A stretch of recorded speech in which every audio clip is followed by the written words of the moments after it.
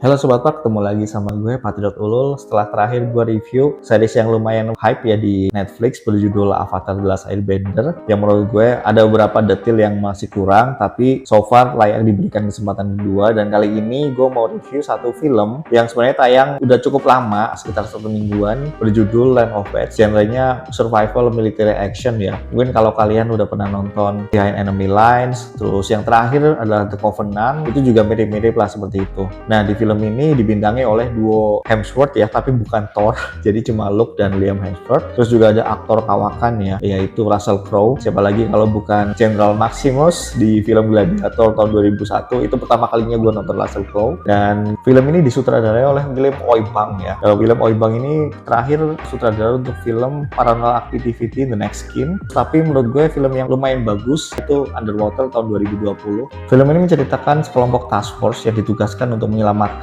satu aset CIA yang ditawan oleh gerilyawan kelompok teroris di Filipina Selatan, dan mereka itu ditugaskan dengan dipandu oleh satu operator drone bernama Reaper. Dan di sini task force itu ada sentralnya bernama Playboy, dan si Playboy ini bisa dibilang perannya adalah seorang radioman ya, dia komunikator lah, dia yang berkomunikasi dengan markas untuk langkah-langkah selanjutnya, sementara yang lain tuh lebih ke eksekutor di sini. Cuma awalnya tuh berjalan dengan baik, tapi sayang banget pas lagi ada satu scene lah yang akhirnya mereka itu keluar dari protokol dan akhirnya terjadi pertempuran yang hampir semuanya tewas ya, dan menyisakan cuma Playboy doang. Nah, di sini Playboy itu harus bertahan hidup gimana caranya supaya dia itu naik ke landing zone, dia itu bisa selamat lah. Bisa dibilang misi ini tuh dari awal udah hampir gagal ya. Di sini tuh lebih fokusnya ke hide and seek-nya dari Playboy ini ya, dipandu Reaper, dia di hutan hujan, terus gimana caranya di bawah kanopi-kanopi pohon itu menyelinap bersembunyi. Terus ada satu hide and seek yang menurut gue cukup seru ya, memang nggak sebrutal yang di Predator-nya Arnold Schwarzenegger ya, dimana Arnold Schwarzenegger tuh sampai satu tubuh tuh lumpur semua buat menghindari detektor panas dari Predator ini.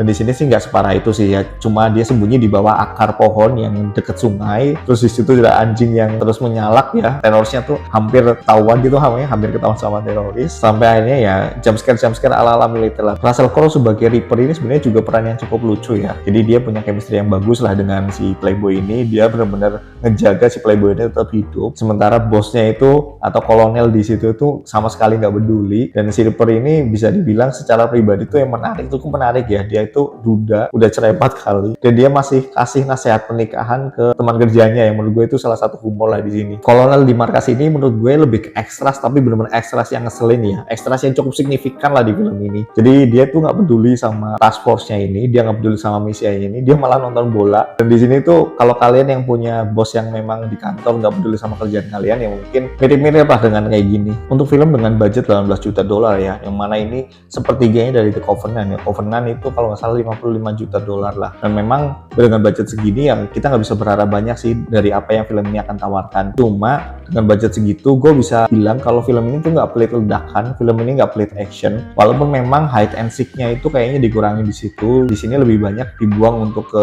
ledak-ledakan yang nggak pelit. Yang menurut gue oke, karena memang kita lihat film militer, nonton film militer ya memang pengennya nonton ledakan, pengennya nonton tembak-tembakan, nggak pengen nonton orang ini dikejar-kejar terus umpetan gitu loh. Cuma ya bagi gue itu kurang seimbang aja sih. Seharusnya sih di hide and seek dari Playboy ini bisa cukup dikembangkan lah. Visual dari film ini menurut gue cukup bagus ya, dibikin gelap. Pokoknya tuh situasi-situasi menjelang maghrib yang udah warna langitnya tuh agak-agak biru ke hitam-hitaman di bawah kanopi-kanopi hutan, dan dia gimana caranya bersembunyi. Dan sebenarnya ada satu scene yang mungkin ini spoiler alert aja. Jadi ketika ada satu momen Playboy ini ketangkep, dia tuh disiksa di ruang penyiksaan, dan ruang penyiksaan itu dibom ya oleh South America, dan dia itu pas lagi di bawah air di bathtub ya, kayak semacam waterboarding gitu. Ada api tuh lewat di atasnya bathtub tersebut, dan menurut gue tuh oke banget sih. Untuk minus point film ini menurut gue cuma ada 2 ya. Yang pertama, arch enemy atau villainnya atau bisa dibilang kepala kelompok teroris ini tuh kurang karismatik aja sih. Di sini lebih ke orang tua yang suka teriak-teriak, orang tua yang nggak punya ambisi yang jelas. Dia cuma, gue pengen mendirikan satu negara berbasis agama, yang menurut gue itu agak-agak aneh sih. Nggak ada karismanya sama sekali menurut gue. Terus yang kedua itu adalah teroris ini tuh ada di satu tempat di tengah hutan, tapi mereka ada di rumah mewah, mencolok, dan menurut gue itu agak aneh sih. Ya memang bisa juga mereka punya dana yang banyak untuk membuat satu markas sebagus itu. Cuma ya setahu gue mereka itu nggak mencolok seperti itu sih, dan menurut gue ini terlalu aneh aja. Untuk ending film ini memang nggak akan bisa dibikin sebagus mungkin ya, karena emang ya endingnya cuma menyelamatkan aset, kelar ya udah gitu doang. Tapi menurut gue film ini masih layak untuk ditonton sebagai film weekend, film-film santai, film-film seru-seruan yang masih santai, masih enak juga untuk ditonton. Dan makanya untuk itu skor gue kasih 6,5. Oke, mungkin kalau gue ada salah, lu ada beda pendapat, kita bisa diskusi di kolom komentar. Sebelum gue tutup, kalau lu suka video ini, lu suka konten ini, subscribe dan like. Kita ketemu di film review berikutnya. Bye bye, see you in the next movie review Sobat Pran.